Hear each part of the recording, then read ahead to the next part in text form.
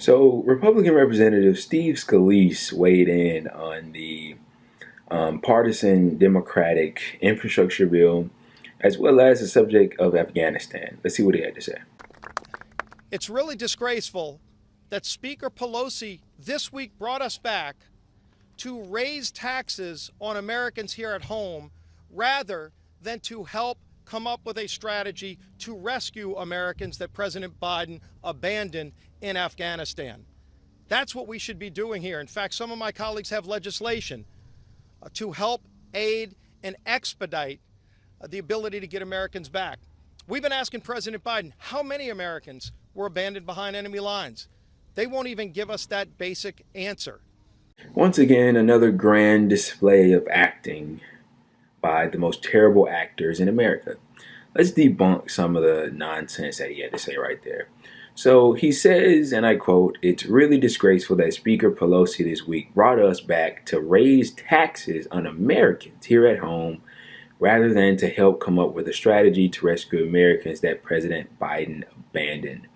Okay, so let's dive into the first portion of that little excerpt there.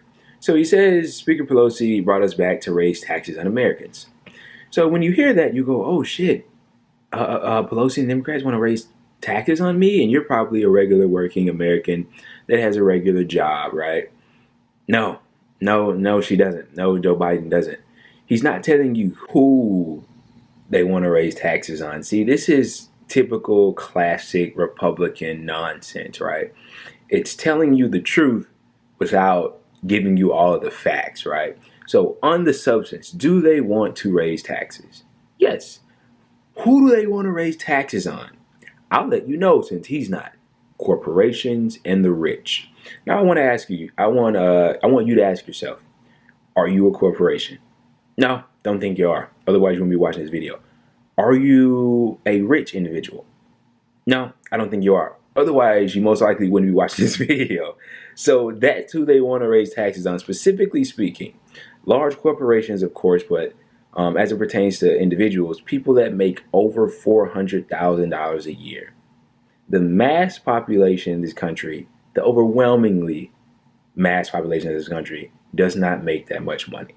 I mean, for Christ's sake, half of workers in this country, literally half, make $30,000 a year or less. What are we talking about?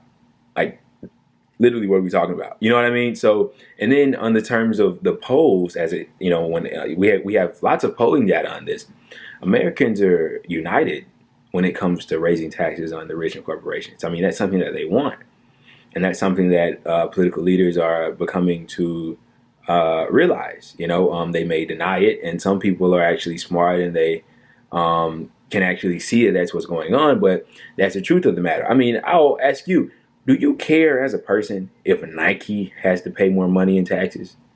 Really? Do you care if Amazon has to pay more money in taxes? Seriously, be honest. Do you care that some rich guy with the house on the hill with the white picket fence that owns a couple companies has to pay his fair share in taxes? And yes, I mean his fair share because the rich and corporations in the country don't pay their fair share. I mean, the report came out however many months ago that the largest 50 corporations in this country, the wealthiest, paid effectively net $0 in taxes. I mean, it's not right that a person that's a billionaire or a millionaire can pay less taxes than someone that works in a factory somewhere, or, you know, a sanitation worker, or whatever the case. That's absolutely insane, right? So he's not telling you who they want to raise taxes on. So when their rabid, hyperbolic base hears this news, they go, oh my God, they want to raise our taxes. And the guy that's saying that is like a janitor or like a truck driver or something. Like, dude, you're going to be totally unaffected by this. But they say it in the way that they say it and put emphasis specifically on taxes because, you know, that word, you know, everybody perks up when they hear taxes and, raise taxes, and they think that it somehow applies to them, when in fact, in most cases, especially this case, it doesn't. I actually am in favor of tax cuts, not for the wealthy, but for the working class. But see, you don't see those very often, right? They want to raise taxes, or Republicans speaking. We're speaking for Republicans here. Republicans would rather raise taxes on the working class, on you, and lower taxes on the rich and the corporations, the exact people that Pelosi and the Democrats would like to raise taxes on in order to fund this $3.5 trillion infrastructure bill. I mean, Donald Trump's tax cut bill, his 2017 tax cut bill, 83% of the benefits went to the top 1%. I mean, Jesus Christ. And they call that stuff reform. That's what they do. Now, let's get into the latter half of his comments now that we've debunked the raising of the taxes nonsense, right? He says that she would rather do that than help come up with a strategy to rescue Americans that President Biden has abandoned. So, of course, we're still doing the attacks over his handling of the pullout of Afghanistan. As I've said previously, these attacks are incredibly convenient for these people. So, of course, you're going to see a barrage of them literally every second of the day. These people have no spine. They have no integrity whatsoever. I mean, I'm sure he opposed the pullout anyway. I mean, all the Republicans were universally united on opposing the pullout. As far as the Democrats, Joe Biden's support, I mean, you're not seeing it anywhere. Ilhan Omar has come out and said some things, but as far as the people that are nominally at least supposed to be against war, supposed to be anti-war, the Justice Democrats, they haven't said a peep. So Joe Biden is kind of isolated, and it leaves room for people like Steve Scalise with no shred of integrity to make these sorts of comments. But let's get into it. So he says that Americans have been abandoned.